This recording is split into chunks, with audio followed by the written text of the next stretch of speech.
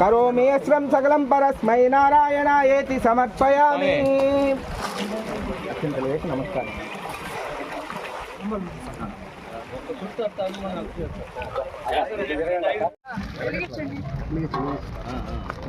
Lighter ఎవరు కాడ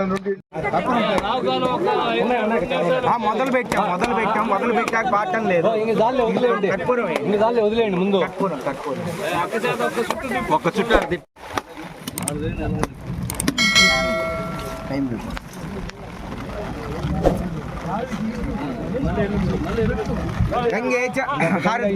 नारायणाभ्या नमः महेश्वराभ्या नमः वाणी हिरण्यगर्भाभ्या नमः सची पुरंदराभ्या नमः अरुंधति वसिष्ठाभ्या नमः श्री श्रीरामाभ्या नमः नमः सर्वेभ्यो महाजनेभ्यो नमो नमः।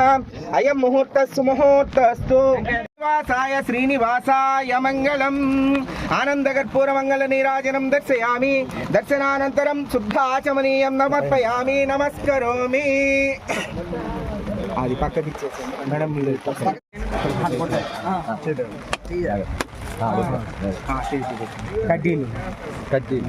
కడ్డీలు అక్కడే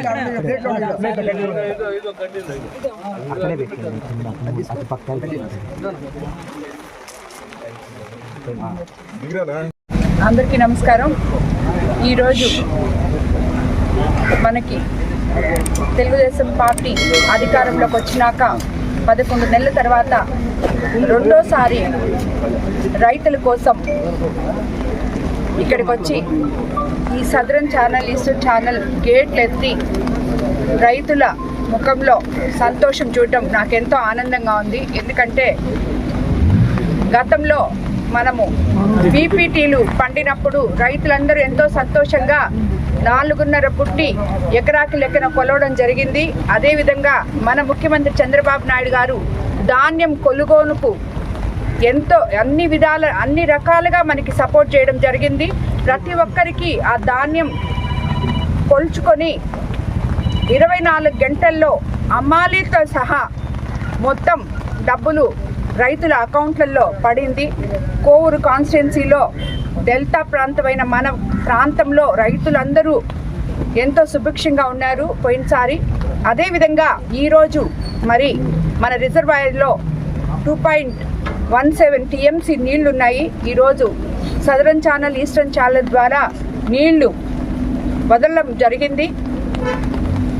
ఇప్పుడు పోయినసారి కంటే ఈసారి డీసీలు, నీటి సంఘ అధ్యక్షులు, పెన్నా డెల్టా చైర్మన్, అధికారులు అందరూ కలిసి చివరి ఆయకట్ట వరకు రైతన్నలకి నీళ్లు అందించాలని చెప్పి మిమ్మల్ని అందరినీ అధికారులు కానీ నాయకులు కానీ సమన్వయపరుచుకొని నీటి సంఘ అధ్యక్షులు అందరూ దీని మీద దృష్టి పెట్టి రైతులకు అందరికీ చివరి ఆయకట్టు వరకు నీరు అందించాలని చెప్పి కూడా మిమ్మల్ని అందరినీ నేను కోరుకుంటున్నాను।